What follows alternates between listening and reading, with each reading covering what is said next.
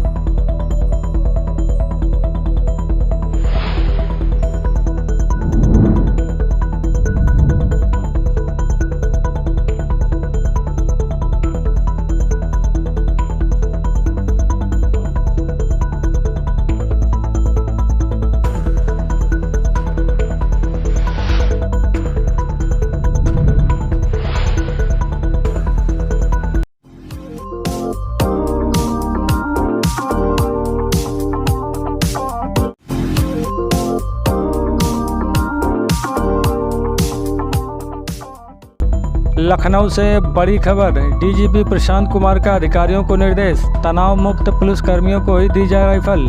तनावग्रस्त पुलिसकर्मियों को सशस्त्र से दूर रखा जाए। अस्वस्थ, बीमार, नशेड़ी पुलिसकर्मियों को ड्यूटी से दूर रखें।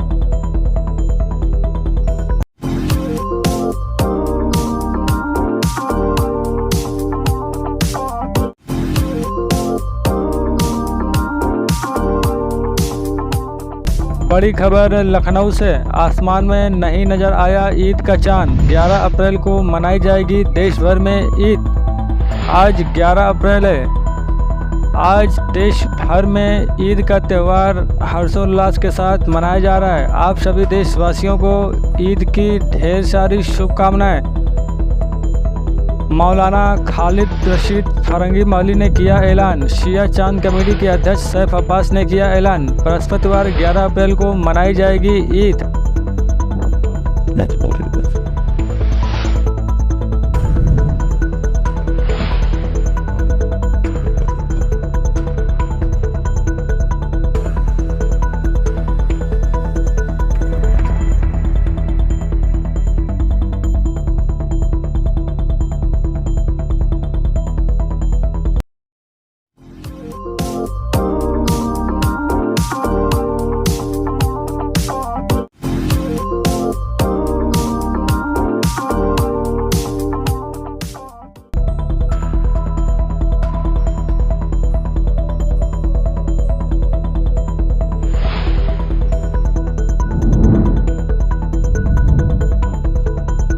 न्यूज़, मैं हूं सूरज मिश्रा।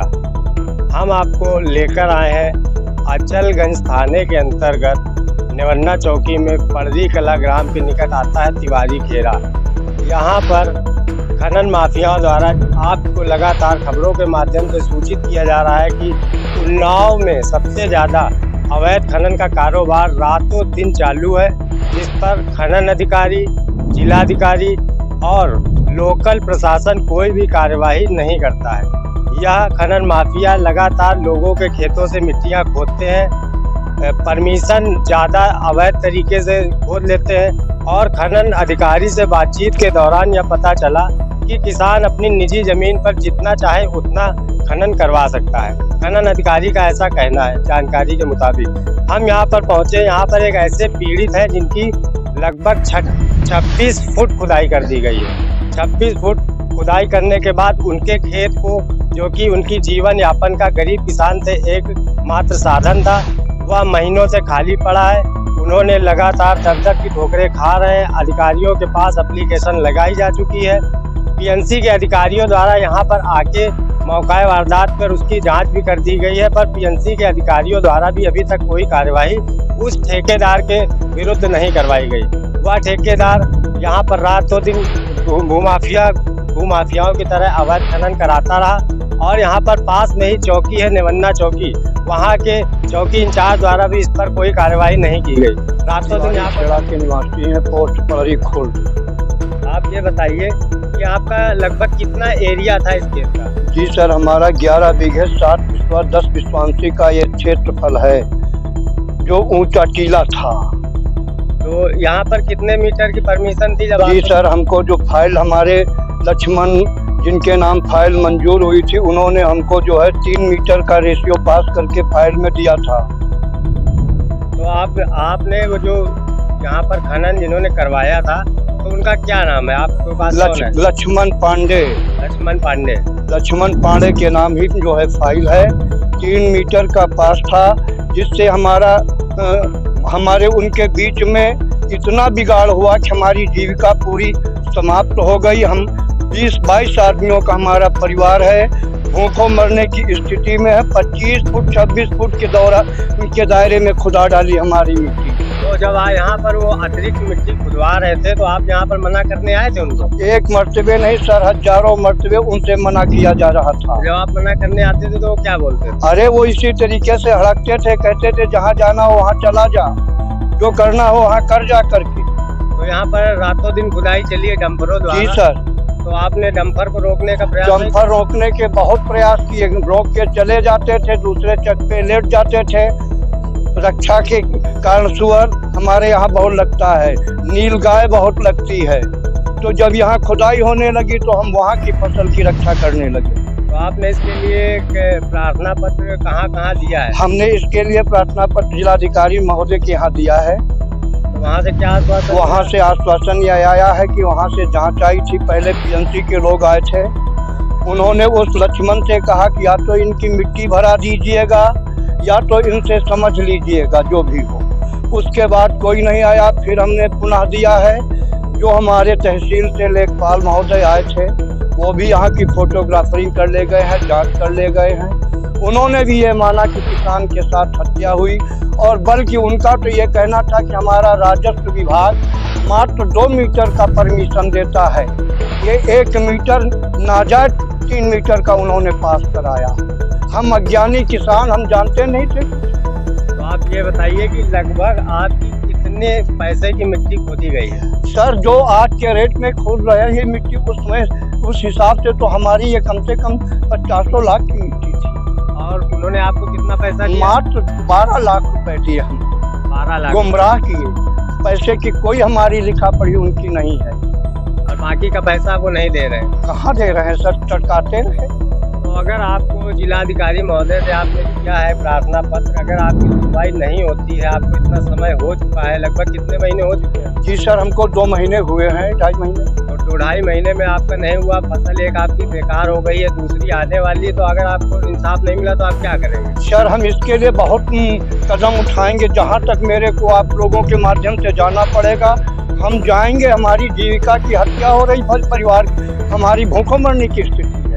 तो आजकल इन्हीं सबको देखते हुए जो किसान आत्महत्या कर रहे हैं, तो आप योगी जी से क्या कहना चाहेंगे? हम योगी जी से यही कहना चाहते हैं कि योगी जी इन बातों का ध्यान दें, नहीं तो एक रोड बनवा करके हजारों किसानों की हत्याएं करवाएंगे। और ये आपके कौन है? ये हमारे चचेरे भाई हैं, ये रिश्तेदार हैं। आप ये बताइए, आप यहाँ रात में मिट्टी खुदती थी तो आप मना करने आते थे डंपर? आते थे तो जंपर चढ़ा रहे हैं। तो मतलब बलपूर्वक आपके ऊपर डंपर चलाने का प्रयास? हाँ, 3-4 बार किया है। तो आपने यहाँ के जो थानेदार हैं, चौकी प्रभारी, उनके पास गए आप लोग का? वहाँ जाओ तो पैसा जैसे काम बंद हो जाता है। तो आपकी वहाँ भी सुनवाई नहीं ना। तो आप लोगों का अगर इंसाफ नहीं मिला तो आप लोग क्या चाहते हैं? हम लोग चाहते हैं कि या तो हत्या क्या, बताओ खाने के ना गेहूँ है ना कुछ है, बताओ क्या क्या लिया जाएगा, जब कहीं से कमाई नहीं आएगी। तो आप लोग अपना या तो अपने भरपाई चाहते हैं भाई? हाँ, हाँ। आपने देखा कि ये वो किसान हैं जो अपनी एक गेहूं की फसल बेकार कर चुके हैं, उनको उसका मूल्य नहीं मिला, दोबारा फसल का नंबर आ गया है। इन लोगों का कहना है उत्तर प्रदेश के मुख्यमंत्री जी से, जो कि किसानों की रक्षा करते हैं, और इनका कहना है कि अगर हमें इंसाफ नहीं मिला तो कहीं ना कहीं ये भी किसान की उसी श्रेणी में आएंगे जो आत्महत्या के लिए तैयार रहते हैं। अब भूखों मरने से आप देख सकते हैं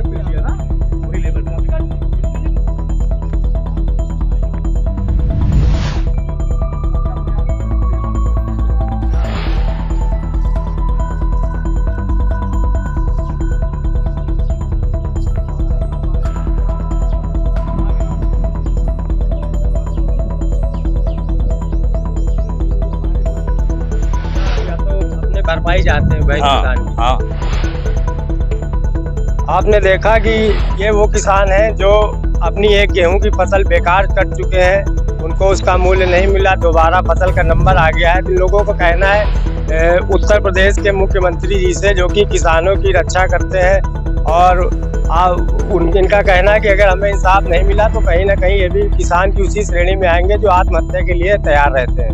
अब भूखों मरने से आप देख सकते हैं कि यहाँ पर पीछे मंदिर है वो कितने ऊंचे पर बना है, और इधर एक पेड़ था वो भी ऊंचे पे बना हुआ है। इसके लेवल से यहाँ पर खेत था, उसके लेवल से लगभग 26 फुट की खुदाई कर दी गई है अवैध 3 मीटर पास कराई है, जबकि खनन अधिकारी द्वारा 2 मीटर की परमिशन होती है, 3 मीटर परमिशन गलत दी गई। उसके बावजूद 26 मीटर की खुदाई बिना परमिशन के कर दी गई। खनन अधिकारी की भी कोई कार्रवाई नहीं की गई, जिला अधिकारी भी कोई कार्रवाई नहीं कर रहे। इस मामले पर जिलाधिकारी महोदय और योगी आदित्यनाथ जी, चुनाव आ रहा है, किसान की दुख दर्द को समझते हैं कि नहीं समझते हैं, जैसा होगा हम आपको बताएंगे कि इस पर क्या कार्रवाई हुई। मैं था सूरज मिश्रा, आप देख रहे थे IB। तेरे जैसे कितने पत्रकार घूमते हैं?